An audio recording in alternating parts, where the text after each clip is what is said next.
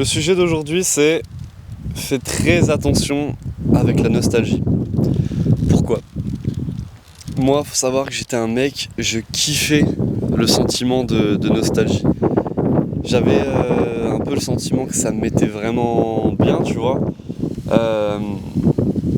Et je sais pas, quelque part, ça, tu sais, ce sentiment il est chelou parce que t'as l'impression que tu vas bien, parce que ça te rappelle des bons souvenirs et tout, mais d'un côté, t'es ultra frustré parce que tu sais que tu vas plus le revivre, tu vois. Et en fait, ça m'a conduit à cette idée de vidéo. Pourquoi tu dois faire attention à la nostalgie ? Parce qu'en fait, ce sentiment, il te rend mort. C'est-à-dire que tu vis une période dans le moment présent, mais tu es constamment en train de penser à celle du passé. Résultat, tu vis jamais en fait. Tu n'es jamais dans le moment présent. Dans le livre Avoir le courage de ne pas être aimé, ça explique, de par la philosophie adlérienne, que la vie, tu devrais la voir comme pas une ligne continue, mais plein de mini-vies différentes, plein de mini-chapitres différents, tous aussi importants les uns que les autres. Et donc c'est pas une ligne continue, c'est des pointillés en fait.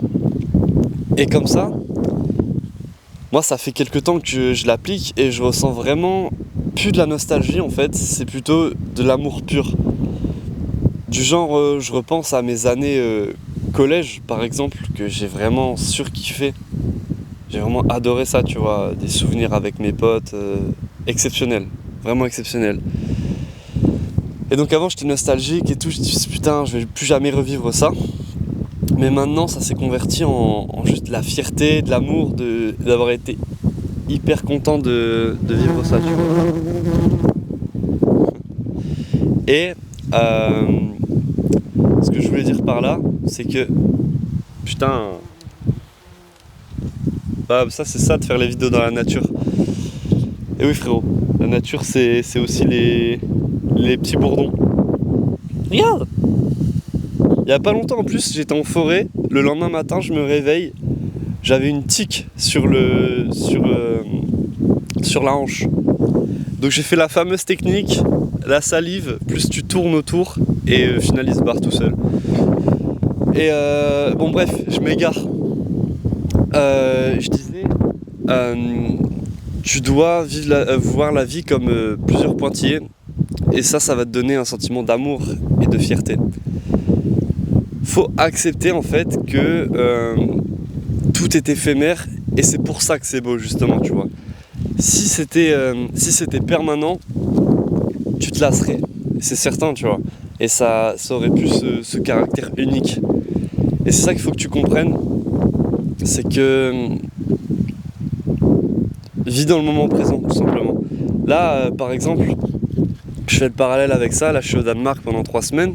J'ai dit à mes proches que c'était incroyable. Et mes proches, qu'est-ce qu'ils ont fait récemment ? Ils ont dit t'as vu, attention, ça va passer vite. Là, après le week-end prochain, après tout va aller hyper vite, tu vas voir et tout. Et ils étaient déjà en train de se projeter sur la fin de mon truc.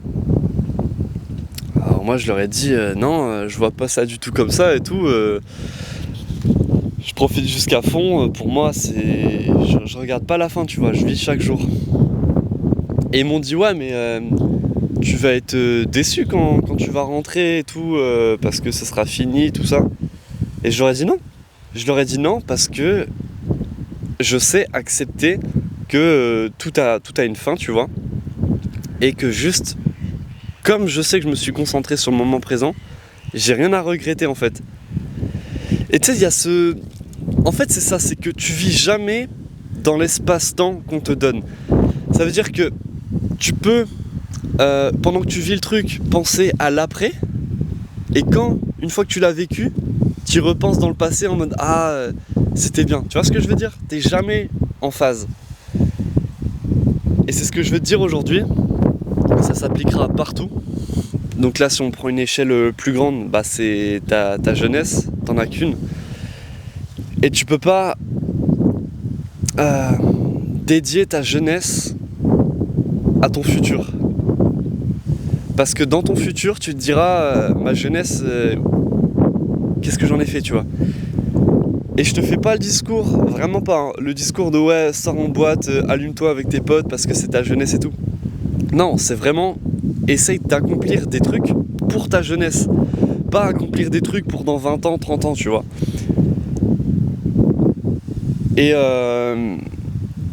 Et tout simplement, ouais, à chaque période son temps, en fait, c'est aussi simple que ça. Et je pense que c'est la clé du bonheur, tu vois. Donc voilà, je voulais juste te dire ça.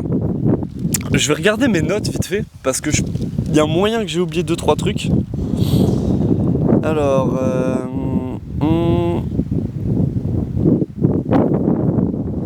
ouais, enfin, j'avais noté que la plupart des gens que je rencontrais de, tu sais, 50 ans, enfin, bien adultes, tu vois, adultes depuis assez longtemps, ils font que de répéter qu'avant c'était mieux et qu'ils regrettent un peu leur enfance, tout ça.